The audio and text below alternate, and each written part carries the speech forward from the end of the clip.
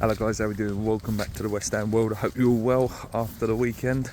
Yeah, I'm over the weekend now. It was nice to, scrape away and get very lucky with a point. But there is some real talking points, going into next week, or this week should I say now, against Chelsea. Just some quick news about Emerson. The rumours is it could be maybe 2 or 3 weeks, which is unfortunate. Which means, we're sort of going to be forced into a change of, people that we use. Obviously, Wan-Bissaka, I would assume, would go in at left back. And then you've got Soufal that would play at right back if needed. Because Cresswell's just, he's not good enough. He's too old now. And he would get absolutely destroyed by some of them Chelsea players that can come down that side. So, if it is true about Emerson, it's unfortunate. One of our best players the last few years, really important to everything we try and do. Has that great link-up play with Paquetá as well. So, like I say, really unfortunate. But again, this just highlights the, the pointlessness of giving someone like Cresswell a new contract when we should have maybe gone out and bought, some cover at left back to avoid this situation that's arose now. So there's some great videos and great articles out there at the moment about Lopetegui and what he needs to do. And there was a great video from Gonzo yesterday about having a Ferrari and having an old man driving it. And then there was an article that sort of matched up the same. And it's just this insistent of I don't know, this negative. It's still negative. Listen, I understand. Listen, we're only 4 games in, and again, it's that classic. It takes time. It does take time. But there's some ways that he can save, himself from criticism early on.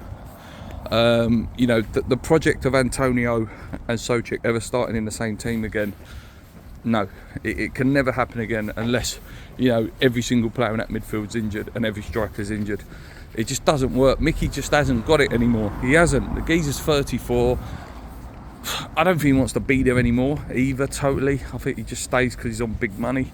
He constantly was saying on his podcast, saying that, that he don't care.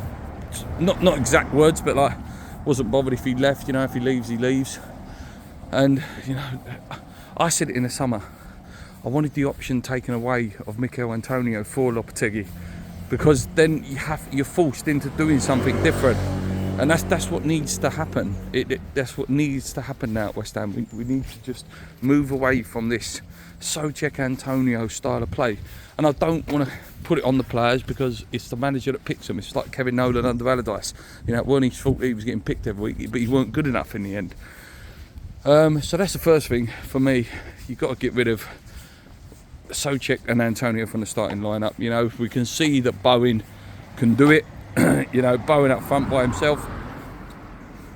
Get Kudus back in his normal position because we're losing him mentally. He's starting to get really frustrated on that left-hand side. He's nowhere near as effective.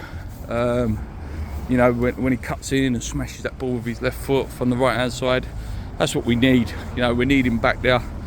And Somerville, what's Somerville got to do to earn a start? Every time he comes on, he looks bright and looks sparky. Against Bournemouth as well, the cup game, when Wan-Bissaka did play on the left, him and Wan-Bissaka did have a really good link-up, so maybe in Emerson's absence that could work quite well. Get Paquetá in the 10.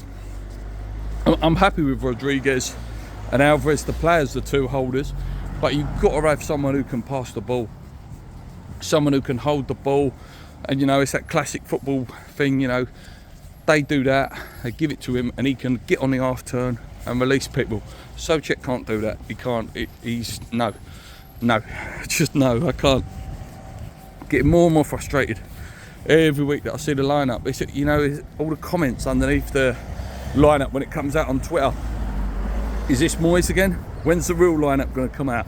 There's ways he can save himself. For me as well.